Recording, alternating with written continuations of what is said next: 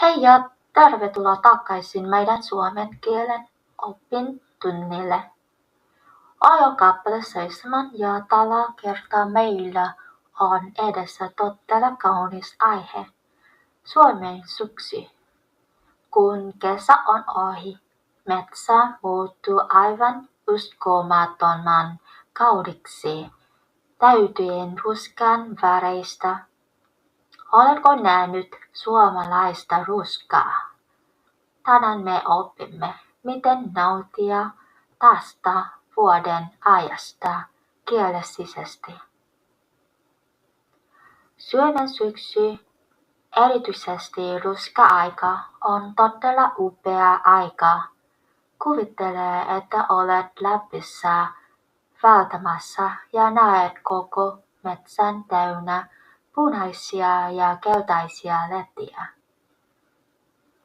Siinä vaiheessa on yksi kysymys, joka auttaa sinua aloittamaan keskustelun. Onko ruska jo alkanut? Tämä yksinkertainen kysymys avaa ovet keskustelun syksyn väreistä. Sitä voit kysyä silloin, kun haluat tietää, onko luonto jo vaihtanut väriään. Kokeilepa sitä hitaasti. Onko ruska jo alkanut? Okei. Toinen tärkeä asia on tietysti se, mitä olet tehnyt, jos haluat jalkaa tunteistasi syksyisestä luonnosta.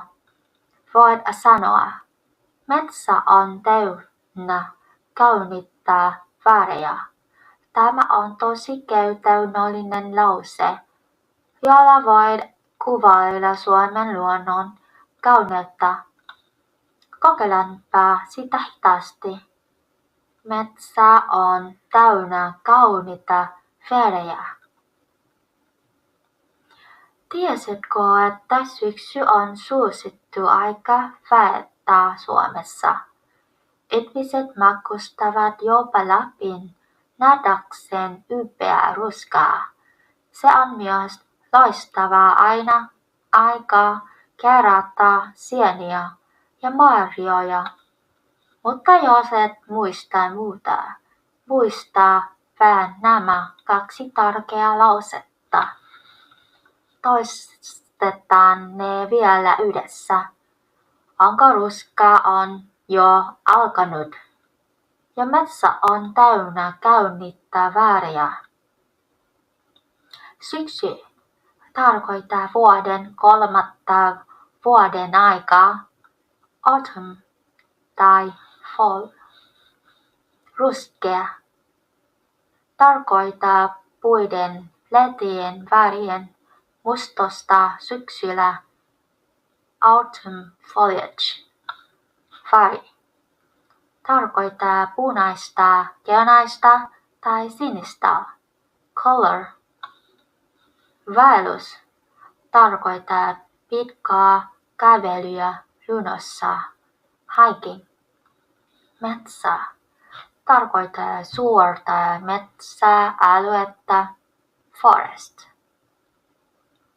Mahtavaa! Nyt olet valmis nauttimaan syksystä Suomessa. Muista harjoitella näitä lauseita aina, kun näet kauniita värejä luonnossa. Ensi kappaleena meillä on toinen tärkeä aihe.